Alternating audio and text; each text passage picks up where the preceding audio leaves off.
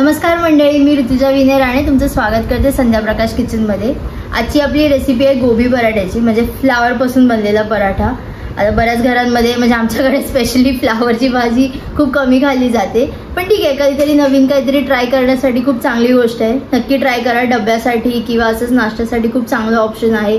Easy recipe आहे, बघा, नक्की कळवा कशी वाटली। नवीन ब्लॉग घेऊन परत भेटू। टिल देन हरिओम श्रीराम बंदे नाचवी नाचवी नाचवी। तर मगाशी जे आपण फ्लॉवरला मीठ लावून ठेवलेलं त्याला आपण आता गाळून घेतोय। आधी नुसतंच हाताने पिळून घेतलंय, नंतर मग मी याला एका सफेद कपड्यामध्ये घेतलंय, रुमालामध्ये।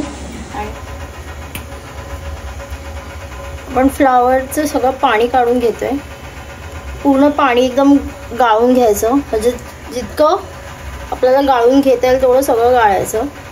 थोडं ड्रायच झालं पाहिजे पूर्ण, जो आपला फ्लॉवरचं जे कीस काढलं आपण ते।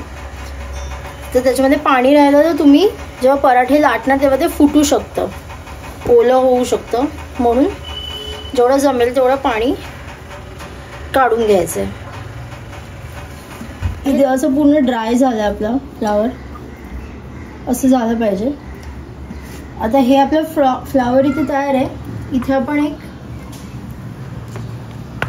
थोडंसं 1 इंच आलं, लसूण आणि 3 मिरच्या असं हे मिक्सचर आहे। ह्याला आणि थोडीशी कोथिंबीर, याला असं आपण सरभरीत वाटून घ्यायचं आहे आणि नंतर फ्लॉवरमध्ये मिक्स करायचं आहे।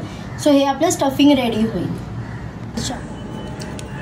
आपण जो हिरवा मसाला तयार केलेला, त्याच्यामध्ये मिरची, कोथिंबीर, आलं, लसूण होतं, ते आपण याच्यामध्ये ॲड केलं आहे। माझ्या धणे जिरे पूड होती ती मी थोडी टाकते याच्यामध्ये, आणि आता याला आपण चांगलं मिक्स करून याला बाजूला ठेवून देऊया, म्हणजे मसाला नीट आपल्या फ्लॉवरला लागेल आणि आपलं जे स्टफिंग आहे ते चांगलं रेडी होईल।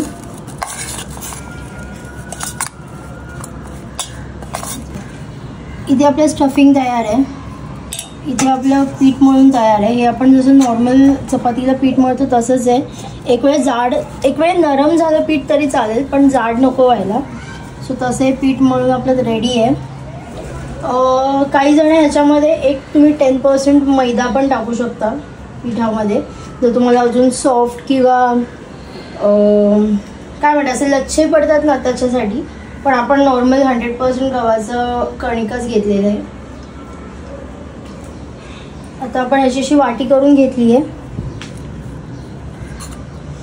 आणि स्टफिंग भरूया याच्यामध्ये। आपण एकदम भरपूर स्टफिंग भरा, जसं आपण पुरणपोळीमध्ये भरतो त्याशिवाय, नाहीतर मग ते नॉर्मल चपातीच लागणार। सो स्टफिंग आपण भरपूर भरलं आहे।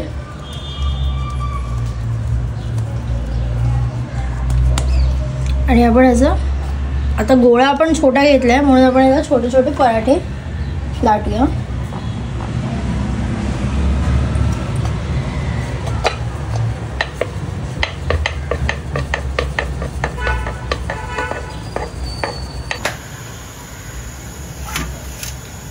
इथे आपला तवा तापलाय, तव्यावरती आपण थोडंसं तेल टाकलंय, तुम्ही हवं तर तूपही टाकू शकता।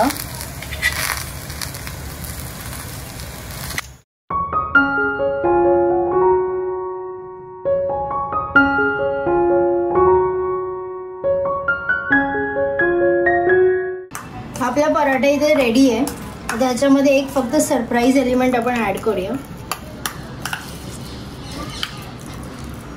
ते म्हणजे हे बटरचं मिक्सचर। सो ह्याच्यामध्ये बटर आहे, चिरलेली कोथिंबीर आहे, मिरची आहे आणि थोडंसं आलं आहे। हे एवढंच आहे याच्यामध्ये, आणि फक्त बटरमध्ये मिक्स करून घेतलं आहे। आणि ह्याला आता आपण आपल्या गरम गरम पराठ्यावरती स्प्रेड करूया।